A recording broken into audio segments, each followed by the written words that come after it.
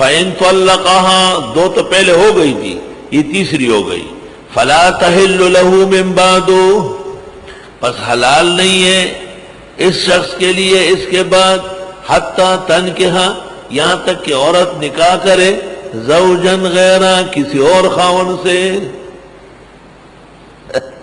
غیر مقلد کہتے لعن اللہ المحلل والمحلل لہ، تو محلل تو نبی نے کہہ دیا نا اس کو،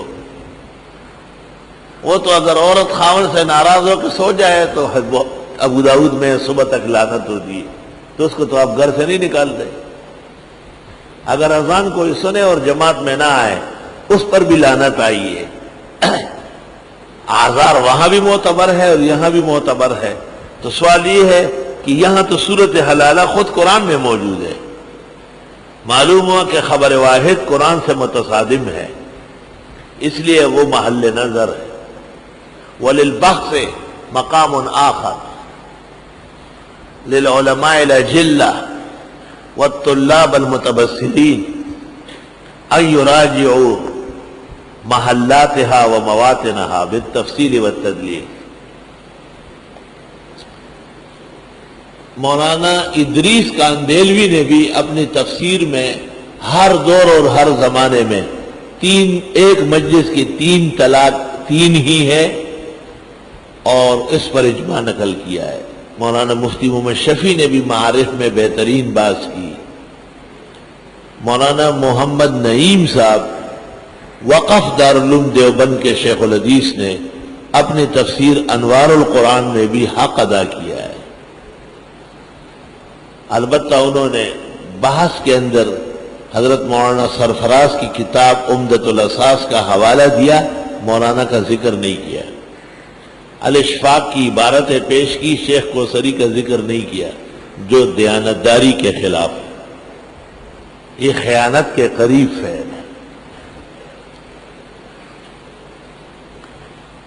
فَإِن طَلَّقَهَا، اگر خاوند نے بیوی کو تیسری طلاق دی بعد میں کبھی، یا ایک ہی وقت میں، یا ایک کلمے سے، یا ایک مجلس میں، فرق اپنی طرف سے کیا جا رہا ہے، نصوص میں کوئی فرق نہیں۔ نصوص میں عدد طلاق کو دیکھنا ہے، مجلس اور کلمات کو نہیں دیکھنا ہے، یاد رکھنا نکتہ ہے۔ وہ جو 2 طلاق ہے تو اس کے لیے کوئی ایک مجلس شرط ہے کیا؟ ایک میں ہو یا 2 میں ہو برابر ہے، تو 3 کے لیے مجلسوں کی باتیں کیوں کہی جا رہی ہے؟ یہ تو ویسے ہی چور راستہ پکڑنا ہے۔ بعض لوگ کہتے ہیں کہ کیونکہ یہ ناپسندیدہ ہے تو واقع نہیں ہونا چاہیے، ابن تیمیہ وغیرہ اس غلطی میں مبتلا تھے، قرآن کو نہیں دیکھتے۔ وَمَا كَانَ لِمُؤْمِنٍ أَن يَقْتُلَ مُؤْمِنًا إِلَّا خَطَأً، مناسب نہیں ہے کہ مومن کو مارے مگر مارا جاتا ہے۔ وَمَن يَقْتُلْ مُؤْمِنًا مُتَعَمِّدًا فَجَزَاؤُهُ جَهَنَّمُ، ناپسندیدہ ہے قتل عمد لیکن واقع ہو جاتا ہے۔ چوری کتنی خطرناک ہے، نہیں ہونا چاہیے لیکن ہوتی ہے اور ہاتھ کٹائے جاتے ہیں۔ تہمت، زنا، شراب، تمام جرائم ناپسندیدہ ہے مگر وقوع رکھتے ہیں۔ اس لیے شیخ الاسلام کا یہ کہنا یا ان کے تلامیذ کا یا شوکانی اور قنوجی کا حقیقت میں صرف نقل نہیں، عقل سے بھی بعید بات ہے۔ بس آخری بات ہماری اس پر سن لو، وہ یہ کہ قرآن کریم میں 4 عورتوں کی اجازت ہے، ذرا غور سے سنو۔ فَانْكِحُوا مَا طَابَ لَكُم مِّنَ النِّسَاءِ مَثْنَىٰ وَثُلَاثَ وَرُبَاعَ، 2، 3 یا 4، زیادہ نہیں۔ یہ نہیں کہ مثنیٰ 2 2 یعنی 4، اور 3 3 6، اور 4 4 8، تو 6 اور 8 14 اور 4 18 جائز ہو جائے گی۔ ذرا بات غور سے سنو۔ بخاری شریف کتاب النکاح میں عبداللہ ابن عباس فرماتے ہیں کہ زیادہ سے زیادہ 4 عورتیں ایک وقت میں رکھ سکتے ہیں۔ اگر کسی نے 5واں نکاح کیا یا 6واں نکاح کیا 4 کے ہوتے ہوئے، فَكَأَنَّهُ زَنَا بِبِنْتِهِ أَوْ أُمِّهِ أَوْ أُخْتِهِ، گویا کہ یہ 5 اور پانچویں چھٹی نکاح کرنے والا اپنی بیٹی یا ماں یا بہن کے ساتھ زنا کر رہا ہے۔ آپ نے دیکھا کہ اس آیت میں دوسری گنجائش تھی، لیکن یہ جمہور کے خلاف ہے۔ تو ابن عباس کہتے ہیں 5واں، 6واں، 7واں نکاح 4 کے ہوتے ہوئے اپنی محرمہ تعبیدیہ کے ساتھ بد فعلیے، تو وہاں پر حلال و حرام کا مسئلہ نہیں، تو ابن عباس کا فتویٰ ہے۔ تو یہاں تو آیت میں فلا تحل لہ، حلال ہی نہیں ہے جب تک درمیان میں کوئی اور نکاح نہ آئے۔ اس لیے کہتے ہیں کہ جو لوگ حلال شرعیہ کو منع کرتے ہیں وہ پھر عمر بھر کے حرامے کے لیے تیار ہوتے ہیں۔ غیر مقلد جو غیر معقول ہے، اور حقیقت یہ ہے کہ انسانیت سے دور ہے اور خالص ضد پر اڑے ہوئے ہیں۔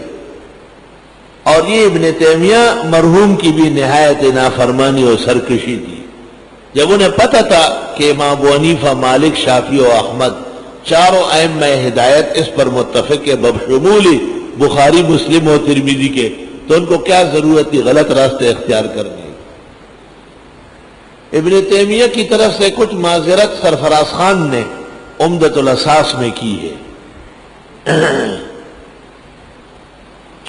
پس اگر طلاق دے دی تیسری، بس حلال نہیں ہے یہ عورت اس طلاقی کے لیے، یہاں تک کہ وہ عورت نکاح کر لے کسی اور خاوند سے۔ 3 طلاق کے بعد یہاں سے عدت گزرے گی، پھر اس کا نکاح کسی اور جگہ سے ہوگا، پھر وہ طلاق دے اور وہاں سے عدت گزرے گی، 6-7 مہینے کے لیے بیوی ہاتھ سے نکل گئی۔ پھر اگر راضی خوشی سے نکاح کرنا چاہے تو کرے، ورنہ خاتون کو مجبور نہیں کیا جا سکتا۔ فَإِن طَلَّقَهَا،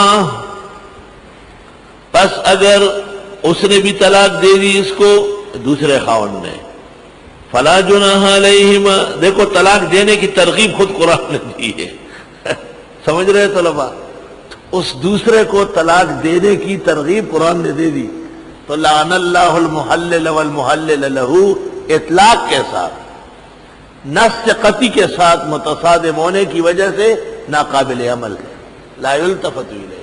اور یہ کوئی صحیحین کی روایت نہیں ہے، نچلے درجے کی روایت۔ لعن اللہ المحلل والمحلل لہ افتؤمنون ببعض الکتاب وتکفرون ببعض۔ پیغمبر نے اس کو محلل کہہ دیا اور اس کو محلل لہو کہا، تو حلالہ کی صورت تو یہی ایک ہے، اگرچہ تلخ ہے، تلخ ہے۔ اور لعنت اس لیے فرمائی کہ ایسا موقع کیوں دیا، اور محلل اس لیے کہا کہ اس کے بغیر کوئی چارہ کار نہیں ہے۔ تو جو لوگ لوگوں کو 3 طلاق کے بعد دوبارہ ملواتے ہیں وہ بے شک حلالے سے تو بچتے ہیں جو حلال خوروں کا طریقہ ہے، لیکن حرام کرتے اور کراتے ہیں جو حرام خوروں کا ٹھیکہ ہے، حرام خوروں کا دھندا کرتے ہیں۔ اس لیے کہا جاتا ہے کہ رافضی اور غیر مقلد کا نسب محفوظ نہیں ہے، وہ بوجہ متع کے اور یہ بوجہ طلاقات ثلاثہ کے بعد بغیر حلال شریعہ کے عمر بھر حرامہ کرنے کے۔ اور کہا جاتا ہے کہ غیر مقلد اور رافضی اصلاً ایک ہے، وہ تراویح میں عمر کو نہیں مانتے، یہ 3 طلاق میں عمر کو نہیں مانتے۔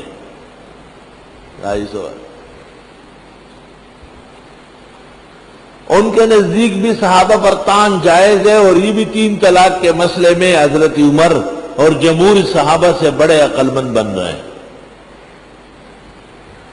الگ تحقیق غیر مقلد کی اقتداء میں اس کی حقیقتی ایمان سے واقف انسان برضائے خواہش نہ ان کے پیچھے نماز پڑھے، نہ ان کا ذبیحہ کھائے، اور نہ ان کے ساتھ نکاح کرے، اور نہ ان کو نکاح کا گواہ بنائے۔ اور یہ غزوہ میدان، مسئلے کو غور کرو تو اندازہ ہو جائے گا۔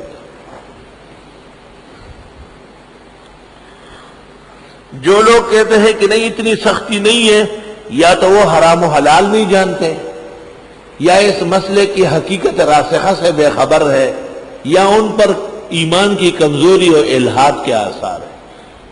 جو لوگ ان کو اچھی طرح جانتے ہیں کہ یہ فرقہ کہاں سے نکلا ہے، پیرانی پیر شیخ عبد القادر جیلانی نے غنیہ میں لکھا ہے کہ 3 طلاق واقع نہیں ہے، یہود کا مذہب ہے، وہیں سے روافض نے لیا ہے اور وہیں سے غیر مقلدوں نے، غیر مقلد دونوں سے تنخواہ لیتے ہیں، رافضیوں سے بھی اور یہود سے بھی، یہ دونوں کے ایجنٹ ہیں۔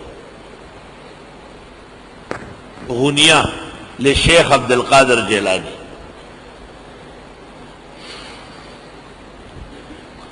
فَإِن طَلَّقَهَا، پس اگر 2 کے ساتھ تیسری طلاق دی،